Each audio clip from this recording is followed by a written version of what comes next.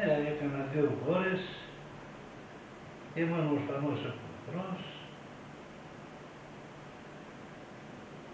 δεν είχαμε δυσκολίες τότε στη ζωή.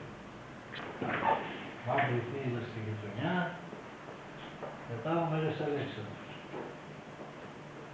Πήγαμε στο Μέγα Αλέξανδρο, έκλεισε εκεί 1 χρόνο 2 και μετά από εκεί έγινε ο Πιερικός. Συμφώνησε. Έγινε η συμφώνηση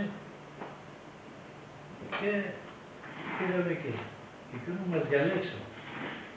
Έτσι το πήρε εμείς τελώς. Είπαν ότι θα πει ο τάδε, έξω δεξιά. Έξω δεξιά. Και επειδή χωνόμουν μέσα σε επίσημο αγώνα εδώ στην Κατερίνη, με την Άουσα παίζαμε τώρα κάποια ομάδα από αυτές. Από έξω δεξιά χωνόμουν σφήνα μέσα. Σέντερφορ, μέσα δεξιά, μέσα αριστερά, τα ξέρουμε κάτι με όλους. Και καμιά φορά ο προπονητής λέει, έλα εδώ ρε εσύ πιτσιρικά, δεν με ήξερε ούτε το όνομα. Έλα εδώ ρε πιτσιρικά, μπορείς να παίξεις σέντερφορ, λέω η θέση είναι. Η θέση είναι. Μπαίνω μέσα κάνω και τον γκολ.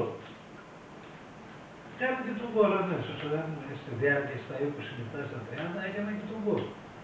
Γιατί εγώ, το πόδι το δεξί είναι και αριστερό και δεξί. Έχω το εξωτερικό το φάλο του πάνω. Την πιάνω την μπάλα εκεί που θέλω εγώ και εκεί που ζυγίζει. Το αριστερό μου το πόδι ήταν ότι πατούσα κάτω σταθερά και σηκωνόμουν κεφαλιά. Όσο κοντός ήμουν τόσο ψηλά δεν δώσα. Έτσι, καλό κεφάλι, έκανα πολλά γκολ με κεφαλιά. Έκανα πάρα πολλά. Ήταν 10 χρόνια ποδόσφαιρο. Και δεν φοβόταν κιόλας να βάλει το κεφάλι, να βάλει το πόδι. Εγώ δεν περίμενα να πέσω στην ενδικάδα του Πιερικού.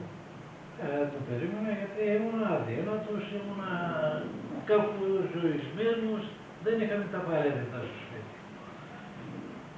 Πολλούσα κολόρια, πολλούσα πορτοκαλάδες, πήγαινα στα ξύλα, έφερνα πολλούσα ξύλα. Έφερα τέτοιες δουλειές. Πολλές φορές έπαιρνα την μπάλα στο σπίτι και κοιμόμουν μαζί αγκαλιά.